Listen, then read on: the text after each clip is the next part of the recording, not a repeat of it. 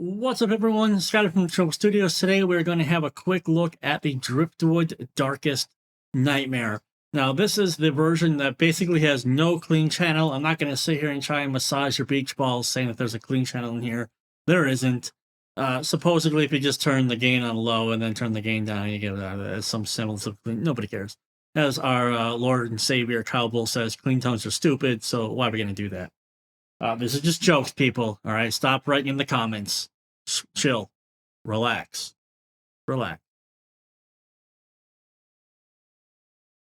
Okay, let's continue. This is a very unique amp, and I need to tell you a quick story of how this amp disappointed me for about 3 or 4 months. So Merrick gave me a pretty good deal on this amp, so I did buy it with my own money, but he did give me a deal. And he also let me buy the load box, basically at a discount as well. So big thank you to Merrick and Driftwood. By the way, it was awesome meeting Merrick last year at Guitar Summit. Him and Lasse Lammert got me pretty much tanked with the help of Cola. Yeah, great job. Good time. Good stuff. Thanks, guys. Much appreciated. Lasse sings the praises of Driftwood and all these things. And I can understand why. Now I can understand why. But in the beginning, it was tough sledding for me, and I was struggle busing, and I really wasn't a fan. And I was like, wow, I don't like the amp. Back then. I do like the amp now, but I want to show you what my problems were. When I was playing the amp, I kept running into having too much low end and too much fizz in the high end. And if you go on the Driftwood sales page, basically it says, oh, we have a Sizzle switch for more fizz in your guitar tone. Awesome. Fantastic. Just what I don't want. And then finally, I was talking to John from Sonic Drive Studio. I'm like, dude, you worked with the Purple Nightmare, help me out here. What am I doing wrong? And John's like, you need to treat it like it's a Recto, / 5150. And I'm like, okay, I get it now. And it just so happens that Rectos and 5150s are literally my least favorite amps. So I'm like, oh boy. Wow, I feel even worse now because I have to make a video for Merrick and I'm not going to I'm like, well, hold on, wait a minute here. Let's try this again. Taking into account what John told me, I went back to the drawing board and I tried again. And you heard the results in the demo song. I think that's a pretty crushing, big, fat, very well articulated guitar tone. And this has a place in my arsenal now where someone might say, hey, I want to have a nice, fat, articulated guitar tone, but a little bit more loose in the low. Not super tight, not super compressed. And maybe a bit more unruly in the high end. I'm going to go, I got you covered. We're going to break out the Driftwood Darkest Nightmare. So that's what we're going to do. How I'm using this is not plugged in. I am plugged in directly to the amp, which has the Tubescreamer circuit here, which is pretty much this. It's their own version of that. I am connected to the IR loader that's in the back of the Darkest Nightmare, which is going directly to my interface. And this is what makes this load box so amazing, by the way. It's passive. I can just put it right there. I got the speaker cable right here, which goes into the back of the amp. And then I got the XLR going to the interface. And simple, easy. I really enjoy that. The only thing I need to do, or I have done, I'll show you guys real quick, is I need to pick which IR I want to use. So I'll do that first. As you guys know, in Guitar Tone Mastery, the first step is always to pick the IR, because you want to pick the right IR that matches the personality of the guitar tone that you want. You do that in the beginning. You don't do that later. All right, so let's do that.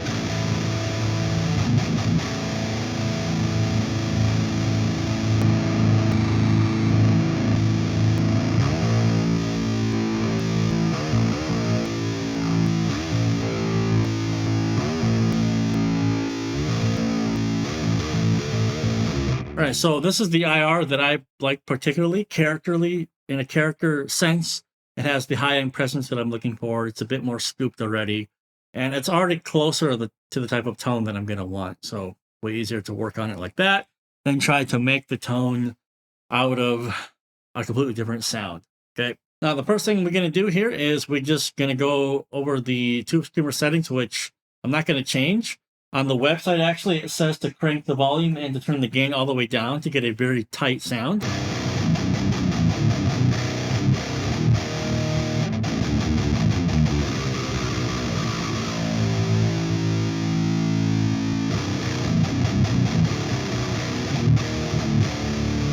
That is true, but I think that it doesn't have the kind of reaction that I want with the pick. It doesn't feel the same to me.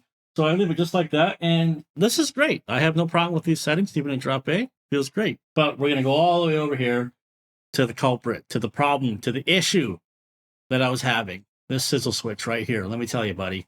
Wow. This sizzle switch was pissing me off, and it was the reason why I didn't like this amp and I couldn't figure it out. So with the Darkest Nightmare, there are 3 different settings on the switch. There's a lowermost, a central setting, and a vertical most. And on the lower setting, you get this sound, with obviously a ton of fizz in the high end. I don't want fizz. So, fizz gone.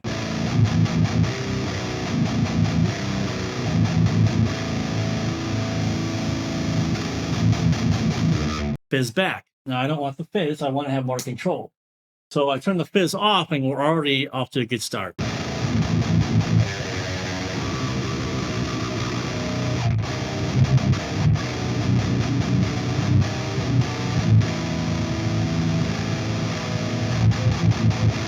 Great.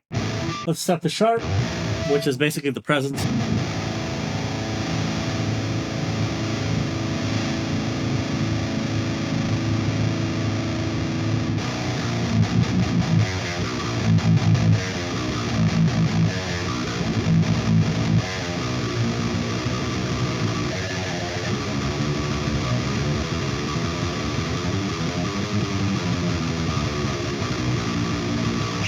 So we have a lot of high end going on here, and there's still some fizz in the tone, but it's much more subdued, and it's at the sharpness or the presence level that I want it, not at the sizzle level. Now, I could alternatively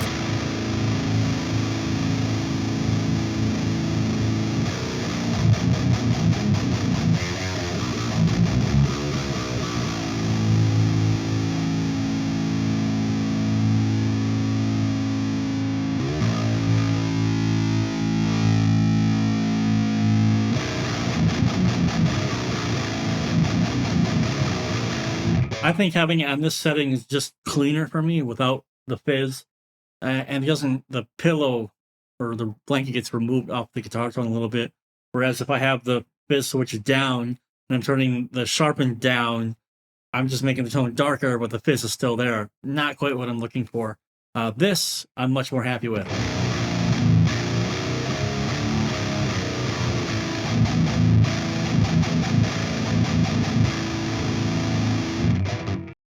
The rumble here, which is basically the depth knob, and oh boy, there is depth to the wow. Wow. Actually, what the t-shirt, which I should have worn for this video, it's a Driftwood t-shirt. On the back, it says, if you can't feel it, it's shit. Merrick loves booty. Guitar tone booty. Guitar tone booty. Saying, guitar tone booty is nice. So there's a lot of low end here, and for drop A stuff, it's kind of a pain in the ass. But when I'm playing my standard E guitars, or even D, it's nice to have the extra booty.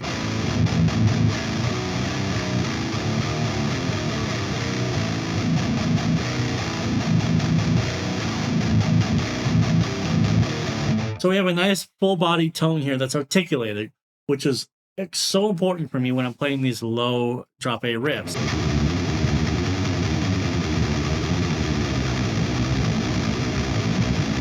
Because I want everything to be articulated so I can hear everything. In particular, with the demo song that I use, I'm doing a lot of these chord arpeggio stuff, like this.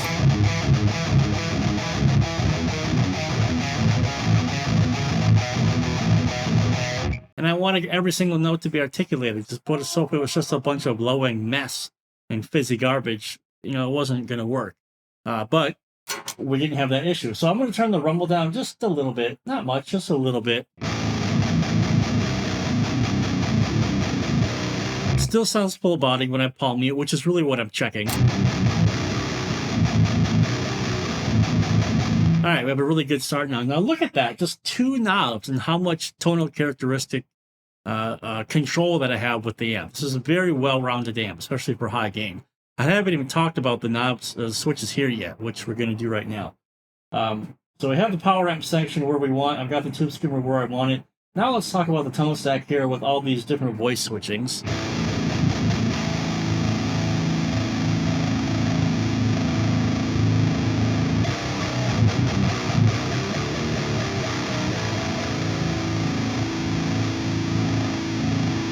So I'm switching between off, which is to this direction. This is off. On is this direction.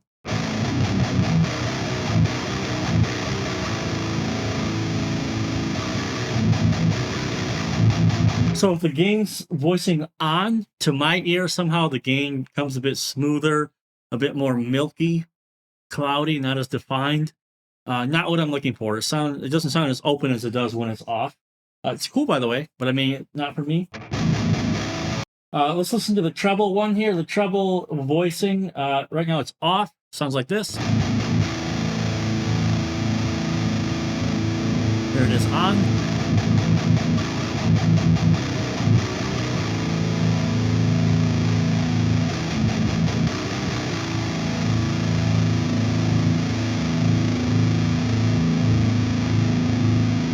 Again, with the treble voicing on, it feels like the frequencies have shifted and the tone becomes smoother, a bit more dull, actually. That's not what I'm looking for at all. So I'm going to leave both of these voice switches on off. And finally, we get to the bass knob here. Now, this one, again, this way is off, towards me is on. This is a tight switch, and I don't like the switch at all. Right now the switch is off and we can feel the low end.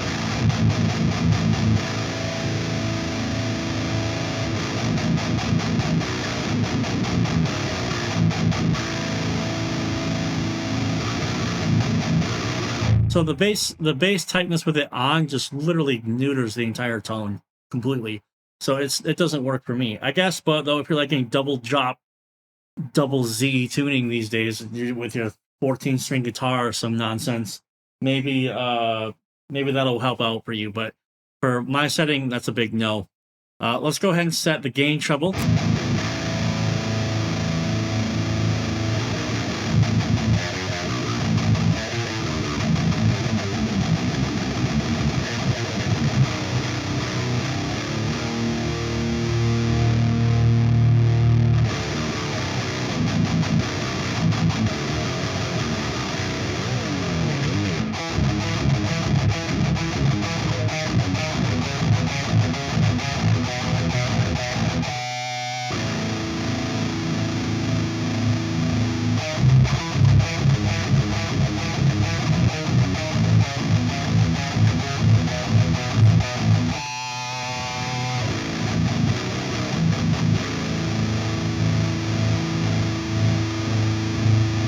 I feel like right here is a pretty good gain setting, keeping the tight articulation of the notes without losing the body of the guitar tone. It's really quite nice.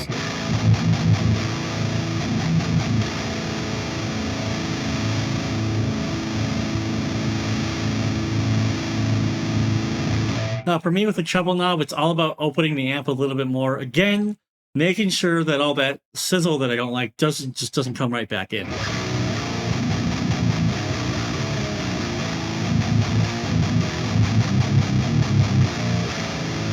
That sounded pretty good to me. Now, the last thing here, when John said treat it like a recto, I realized, oh, okay, I'm scooping mids, and that's literally the worst thing to do with a recto, because you lose all the depth in the body of the tone and the punch and the definition. So I was doing this.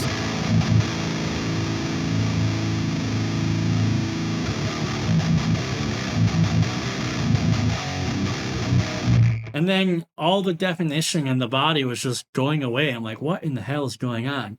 Well, this is an amp where you're most likely, more often than not, you're going to have to crank the mids.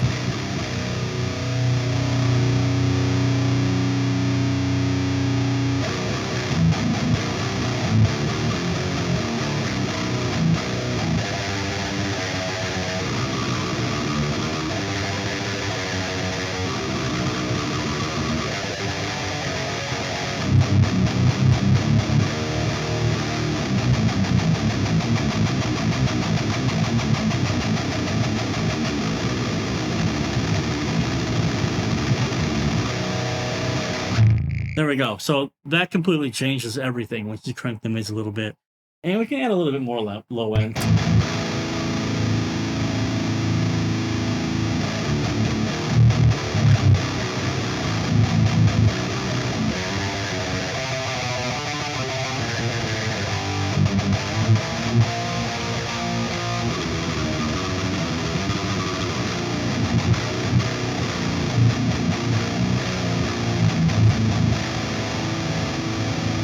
And that's really, you know, the Darkest Nightmare. And I suppose I could talk about some of these switches here on the front, like the mute button that I just pressed. So all of this stuff is MIDI and foot switchable. But, you know, when you get one of these, when you order one of these, they're customizable. You can tell Merrick how you want it built, and he'll build it for you to your specifications. And Merrick knew, you know, this is a studio amp. It's not going on the road or anything. So everything can be on the faceplate because I can just go boop and press the button and we're good to go. Now, the other reason I pressed mute here is we're going to come out of here. We're going to go up into here. All right. And we're going to disable the Tubescreamer here like this. Easy. Enable here. Easy. And let's see what this sounds like just right out of the gate.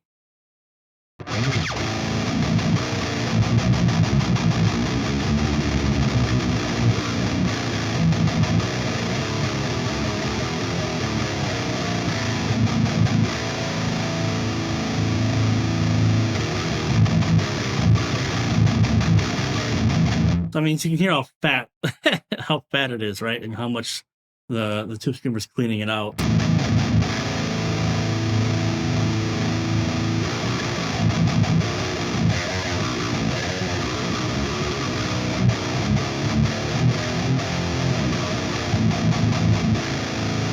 Let's go back to the amp Tubescreamer. Turn that off. Turn this on.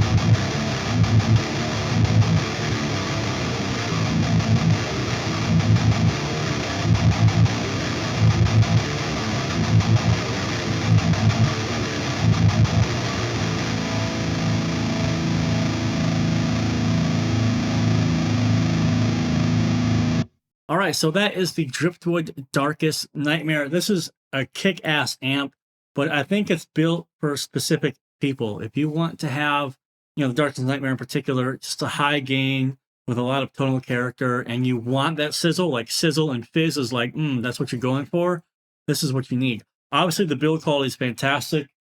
This thing looks amazing, and this is not a joke, but my wife, Stacy, pretty much just was like, oh my God. You have to get it. That's a true story. I'm not even lying. True story. And when your wife does that about an amp, yeah, usually pretty good job there. But fantastic design. I love the way these things look. They look metal as hell. Totally my aesthetic. Absolutely. I have to be honest though. This took a lot more work for me to understand and to get the kind of tones that I like to get, that I personally prefer to record. You know, it's not going to be my first choice. However, I am extremely happy to have this in my arsenal, and there's no freaking way I'm getting rid of it. Like, don't worry, Merrick. I'm a big fan. I really enjoy this. And it was actually pretty cool to learn how to dial in a different amp to make it sound like me, you know, but in a different way to understand what the Sizzle did and things like this. So, fantastic amp. Again, if you don't care about clean tones, the Darkest Nightmare is what you're going for. Definitely get the one with the IR loader in the back. Super, so convenient. It's way nice. And obviously, it's Lasse Lammert IR, so they're top quality, top shelf stuff. And just, I mean, just in general, it's a fantastic amp. It's an absolute game monster, and it's probably going to serve you right. Okay, so don't let my experience, again, it's just my experience and how, you know, I dealt with it. Don't let that deter you. Go try one. Go talk to Merrick.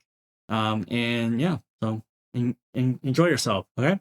The last thing I want to say before I jump off here, I'm going to give the multi-tracks for the song that you heard in the beginning of the video. I'm going to give the multi-tracks to everyone in my Patreon so that they can practice mixing it and get some feedback from me, things like this. I think I might even do a live stream listening to the songs that are mixed. I think that'd be great. So if you really love what I do here, you want to see more of content like this, and you want to support me, join the Patreon. It's like $7 a month. That's it. One tier. Super affordable. Plus, there's tons of video content of me already doing client mixes, real world stuff, and now I want to start giving away multi-tracks for you guys. So it's a great way to support the channel. Also learning and getting something back in return from me, and being able to ask me questions. All right. So hope you guys enjoyed the video. I will see you in the next one. Have a good one.